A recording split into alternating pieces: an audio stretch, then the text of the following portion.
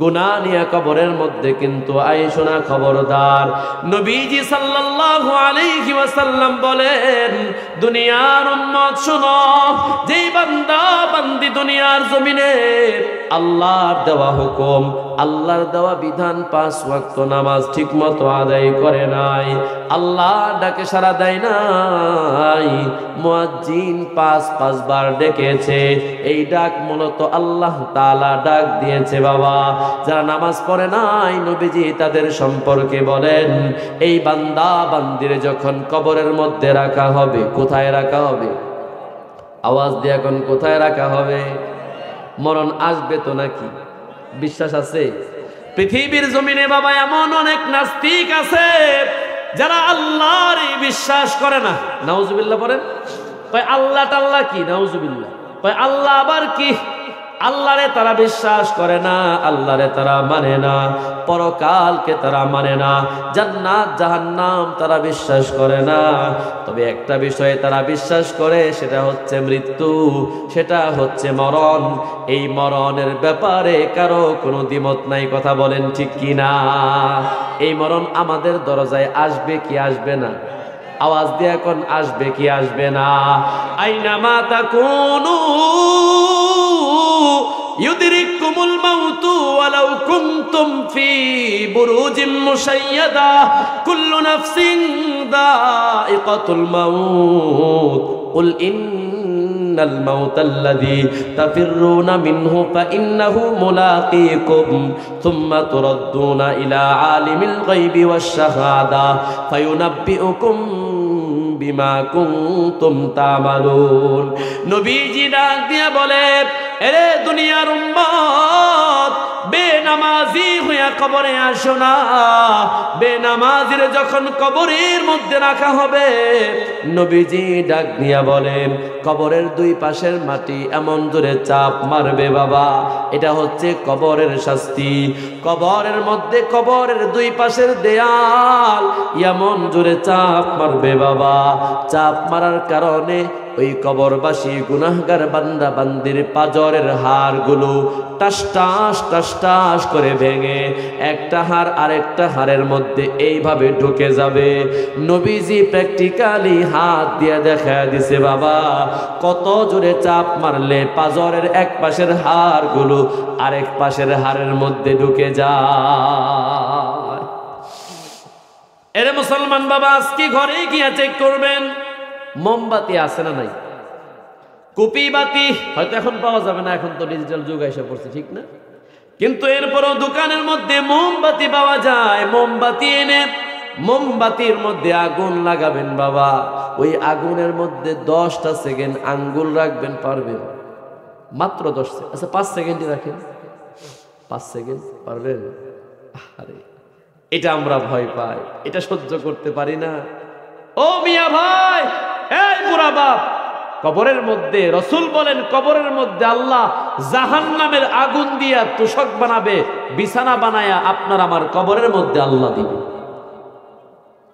নবীজি ডাক দিয়া বলেন, জাহান্নামের আগুন কত মারাত্মক জানোনি?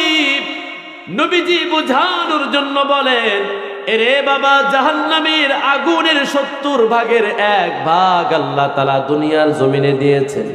তাফসীরের কিতাবের মধ্যে পাওয়া যায় রে, আল্লাহ তাআলা ওই 1 ভাগ আগুন রে আবার সমুদ্রের পানি দিয়া 2 বার ধৌত করেছেন। কয়বার? 2 বার ধৌত করার পর এরপরে আল্লাহ তাআলা দুনিয়ার জমিনে পাঠাইছেন বাবা, যাতে করে দুনিয়ার বান্দা বান্দিরা আগুন দিয়া উপকার হাসিল করতে পারে। আগুন না হইলে পেটের মধ্যে খাবার যাবেনি। এই যে গরম গরম খাবার খাওয়াইলেন আপনারা এলাকাবাসী, এই গরম গরম খাবার পাক করতে আগুনের প্রয়োজন হয়েছে কি হয় নাই? আওয়াজ দিয়ে এখন আগুন লাগছে কি লাগে নাই? আগুনের প্রয়োজন হয়েছে বাবা।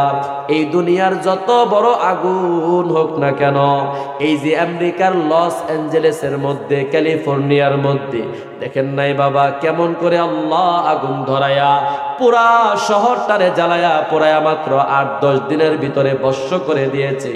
যত বড় ভয়ঙ্কর আগুনই হোক না কেন, এই আগুন হলো জাহান্নামের আগুনের 70 ভাগের 1 ভাগ। আবার ওই 1 ভাগ রে আল্লাহ, এরকম ভাবে সমুদ্রের পানি দিয়া 2 বার ধৌত করে এরপরে আমাদের জন্য দিয়েছেন। নবীজি বলেন সেই জাহান্নামের আগুন দিয়া বিছানা বানায়া দেওয়া হবে, ওই জাহান্নামের আগুন দিয়া পোশাক বানাইয়া গুনাহগার বান্দা বান্দীদের গায়ের মধ্যে জড়ায়া দেওয়া হবে। আফতাহু লাহু বাবান ইলান নার, ওই বান্দার কবর থেকে নিয়ে জাহান্নাম পর্যন্ত একটা দরজা খুলে দেওয়া হবে। এই বান্দা বান্দি কবর থেকে জাহান্নামের আগুন ভোগ করবে। পড়েন নাউজুবিল্লাহ। এরা মুসলমান বাবা, আমি শেষ করে দিচ্ছি। এই জন্যে আল্লাহ ডাক দিয়া কয়, এরে বান্দা আমি আল্লাহ তোদেরকে বড় ভালোবাসি, আমি আল্লাহ তোদেরকে বড় মায়া কইরা দুনিয়ার জমিনে পাঠাইছি রে বান্দা। আমি জানি তোরা গুনাহ করবি পাপ করবি, তবে বান্দা শুনে নাও, ইয়া ইবাদিয়াল্লাযীনা আসরাফু আলা আনফুসিহিম লা তাকনাতু মির রাহমাতিল্লাহ। আল্লাহু আকবার বলেন। আল্লাহ বলেন, ইন্নাল্লাহা ইয়াগফিরুদ যুনুবা জামিআ, ইন্নাল্লাহা ইয়াগফিরুদ যুনুবা জামিআ, ইন্নাল্লাহা ইয়াগফিরুদ যুনুবা জামিআ, ইন্নাল্লাহা ইয়াগফিরুদ যুনুবা জামিআ, ইন্নাহু হুয়াল গফুরুর রহিম। আল্লাহ বলে, বান্দা তুমি যত বড় গুনাহগার হও না কেন, আমার দয়ার চাইতে তোমার গুনার পরিমাণ কিন্তু বান্দা বেশি না। এই জন্য যখনই গুনাহ হয়ে যাবে নিরাশ হওয়ার কোনো কিছু নাই। আয় বান্দা আয়, আমি আল্লাহর কাছে আয়। আমি আল্লাহ তো তোরে দৈনন্দিন ডাইকা বলি আয়। ইন্নাল্লাহা ইয়াবসুতু ইয়াদাহু বিল্লাইল লিয়াতুবা মুসিউন নাহার। নবীজি ডাক দিয়া বলেন, বাবা হাদিসের মধ্যে নবীজি বলেন, নিশ্চয়ই আল্লাহ তাআলা দৈনন্দিন এই যে রাত হয়ে গেছে, এই রাতের মধ্যে বাবা তোমারে আমারে নাম ধরে আল্লাহ ডাক দিয়া কয়, আয়। দিনের বেলায় গুনাহ করছ রে, দিনের বেলায় অপরাধ করছ, ঘরের ভিতরে লুকাইয়া লুকাইয়া মোবাইলের মধ্যে আকাম কুকাম করেছ, পরনারীর সঙ্গে মেসেজ করেছ, বিভিন্ন অপকর্মের মধ্যে জড়ায় গেছ, অশ্লীল সিনেমার মধ্যে মত্ত ছিলা। বান্দা এখন রাত হয়ে গেছে, দুনিয়ার সমস্ত দরজা বন্ধ হয়ে গেছে। আরে বান্দা, আমি আল্লাহর দয়ার দরজা বন্ধ হয় নাই রে। আয় আয়, আমি আল্লাহ তোরে ডাকি, বান্দা আয় আয়, আমি আল্লাহর কাছে তওবা কর। আমি আল্লাহর কাছে তোর তওবা করতে দেরি হবে। আমি আরশের মালিক, আমি আল্লাহ তোর তওবা কবুল করতে দেরি করব না। এই জন্য আল্লাহ সূরা তাহরীমের 8 নম্বর আয়াতের মধ্যে ডাক দিয়া কয়, ইয়া আইয়ুহাল্লাযীনা আমানু, এরে দুনিয়ার ঈমানদার বান্দা বান্দি, তুবু ইলাল্লাহ, আমি আল্লাহর কাছে খাঁটি দিলে তওবা কর। আমি আল্লাহর কাছে তওবা কর। আল্লাহর বাচন ভঙ্গিরা কেমন বুঝছেননি? আল্লাহ কয়, হে ঈমানদারের দলেরা, তুবু ইলাল্লাহ, আমি আল্লাহর কাছে তওবা কর। বোঝা গেল আল্লাহ আগে থেকেই জানে বান্দা গুনাহ করবে, বান্দা গুনাহ করবে। এই জন্য আল্লাহ বলে নাই গুনাহ করার পর তওবা কর। আল্লাহ সরাসরি বলতেছে, বান্দা আমি আল্লাহর কাছে তওবা কর। কেমন তওবা করবা? আল্লাহ বলে, তাওবাতান নাসুহা, খাঁটি দিলে তওবা কর। খাঁটি দিলে তওবা হয় 4 কাজের মাধ্যমে। কয় কাজ? সবাই আওয়াজ দিয়ে বলেন না বাবা, কয় কাজ? তাফসীরের কিতাবের মধ্যে আসছে, 1 নম্বর, যেই গুনাহ আমি করলাম, যেই গুনাহের উপকরণ আমার কাছে আছে, ওই গুনাহের উপকরণগুলো দূরে সরায় দিতে হবে বাবা, ঠিক না? আল ইকলাউ আনিল মাসিয়াতি, গুনাহের যে উপকরণ উপসামগ্রী আছে এগুলো থেকে নিজেকে দূরে সরায় রাখতে হবে। 2 নম্বর ওই গুনাহের উপরে লজ্জিত হওয়া, আল্লাহ তোমার নাফরমানি করেছি, আমি বড় লজ্জিত, বড় অনুতপ্ত, বড় অনুশোচিত। 3 নম্বর যেই গুনাহ আমার মাধ্যমে হয়ে গেল বাবা, এই গুনাহ আমি আর ভবিষ্যতে কোনোদিন করব না, এই ব্যাপারে পাক্কা ইরাদা করা। 4 নম্বর হুকুকুল ইবাদ, বান্দার হক নষ্ট করে থাকলে ওই বান্দার হক কিন্তু আদায় করে দেওয়া লাগবে। ওই বান্দা যতক্ষণ পর্যন্ত আপনারে আমারে ক্ষমা না করবে, আরশের মালিক আল্লাহ কশ্চিন কালেও ক্ষমা করবে না। এজন্য বান্দার হক বড় মারাত্মক জিনিস। হাজী সাহেব হজ করে আসছেন, নামাজ পড়তে পড়তে কপাল ঘা বানিয়ে ফেলাইছেন, কিন্তু যখন ক্ষেতের মধ্যে যান, ক্ষেতের পাশে কি বলে এটাকে, আইল বলে, বাতর বলে, কি বলে আপনাদের এলাকায়? আইল বলে, আইল বলে, বাতর বলে। এই আইল হাজী সাহেব নিজের ক্ষেত কুবায়ে কুবায়ে যখন আইল সাইজ করতে যায়, তখন কুবাইতে কুবাইতে পাশের যে ক্ষেতওয়ালা আছে ওনার আইল অর্ধেক নামায় ফেলায়। এরকম হাজী সাহেব আছে না না? আওয়াজ দেখুন, আছে না নাই? কার হক নষ্ট করছে? বান্দার হক নষ্ট করছে। এজন্য এখানে তওবা করতে হলে শুধুমাত্র আস্তাগফিরুল্লাহ আস্তাগফিরুল্লাহ বললেই হবে না বাবা, শুধুমাত্র চোখের পানি ফেললেই হবে না। ওই বান্দার কাছে ক্ষমা চাইতে হবে যেই বান্দার আইল থেকে আপনি কোবায়া কোবায়া আপনার ক্ষেতের মধ্যে মাটি নামাইছে। ওই বান্দা যতক্ষণ পর্যন্ত ক্ষমা না করবে, আরশের মালিক আল্লাহ তাআলা কশ্চিন কালেও আপনারে আমারে ক্ষমা করবে না। তাহলে এই 4 কাজ যদি করা যায়, আল্লাহ বলেন, কি বলেন? আসা রাব্বুকুম আইয়ুকাফিরা আনকুম সাইয়্যাতিকুম ওয়া ইউদখিলাকুম জান্নাত।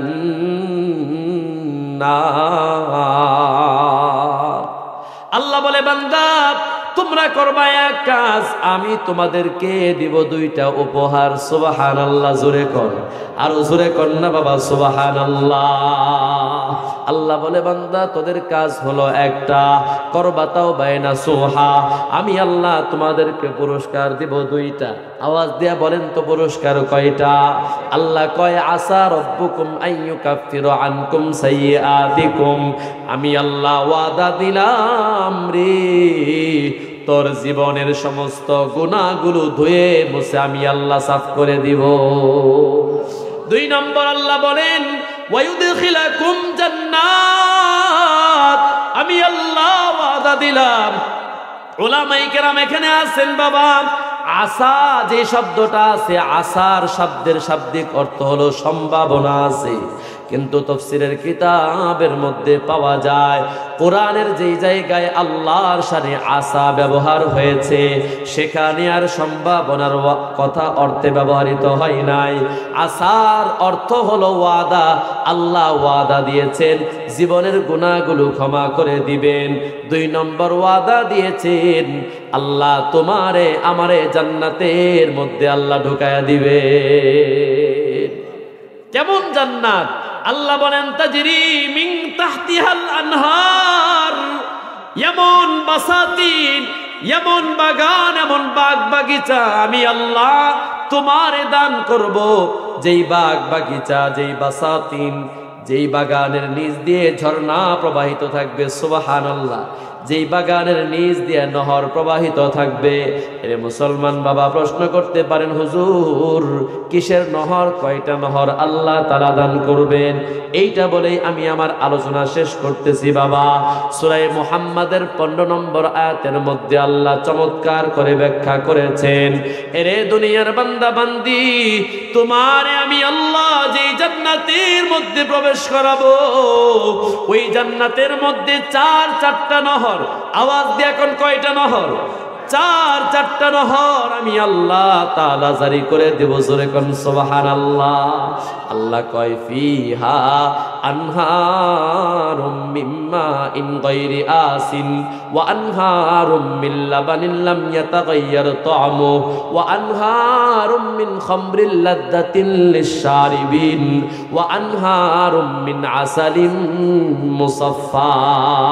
আল্লাহ কয় তোমার জান্নাতের তলদেশ দিয়া, তোমার বাগানের তলদেশ দিয়া সুবহানাল্লাহ আমি আল্লাহ বিশুদ্ধ একটা পানির নহর জারি করে দিব। আপনাদের এলাকার টিউবওয়েলের পানির মধ্যে ময়লা আছে না নাই? পানির মধ্যে ভেজাল আছে না নাই?